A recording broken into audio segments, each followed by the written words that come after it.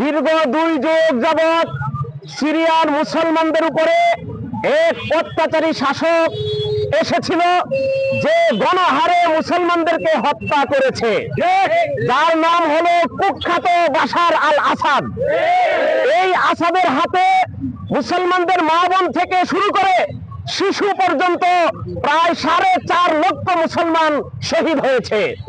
সে একজন খুনি, হত্যাকারী, স্বৈর শাসক ছিল। মুসলমানদের উপরে জগৎ পাহাড়ের ন্যায় চেপে বসেছিল।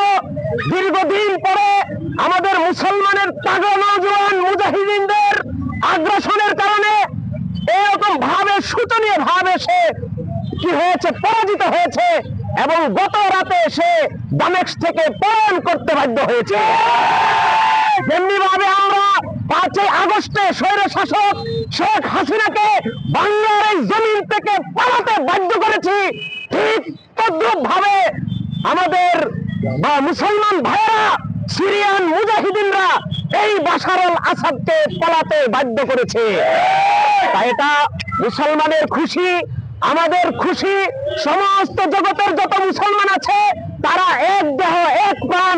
তাই এই খুশি আজকে আমাদের সবার এবং সারা বাংলাদেশে তথা সারা বিশ্বের মুসলমানদের জন্য এটা একটা আনন্দের দিন। সেই আনন্দকে আমরা প্রকাশ করার জন্য আজকে কিশোরগঞ্জে আমরা একত্রিত হয়েছি। তরুণ আলেম প্রজন্ম কিশোরগঞ্জের তত্ত্বাবধানে সারা কিশোরগঞ্জবাসীর পক্ষ থেকে আমরা আনন্দ মিছিলে শরীক হচ্ছি। আমরা আজকে এই আনন্দ মিছিলে শরীক হয়েছি। আপনারা জানেন 2011 সাল থেকে সিরিয়ার স্বৈর শাসক বাশার আল আসাদ তার নিজ দেশের নাগরিকদেরকে নির্বিচারে হত্যা এবং ধ্বংসযজ্ঞ চালিয়েছিল। অসংখ্য অগণিত নারী, শিশু এবং নিরপরাধ নিরীহ মানুষকে সে হত্যা করেছে। প্রায় 4.5 লক্ষ মানুষকে সে হত্যা করেছে এবং 1 কোটির অধিক মানুষকে সে ঘর বাড়ি হারা করে বিভিন্ন দেশে আশ্রয় নেওয়ার জন্য সে বাধ্য করেছে। সেই স্বৈর শাসক বাশার আল আসাদ গত রাত 8 ডিসেম্বর 2024 মুসলমানদের নৌজওয়ানদের সেই জাগরণের মুখে সে সিরিয়ার দামেস্ক ছেড়ে পালাতে সে বাধ্য হয়েছে।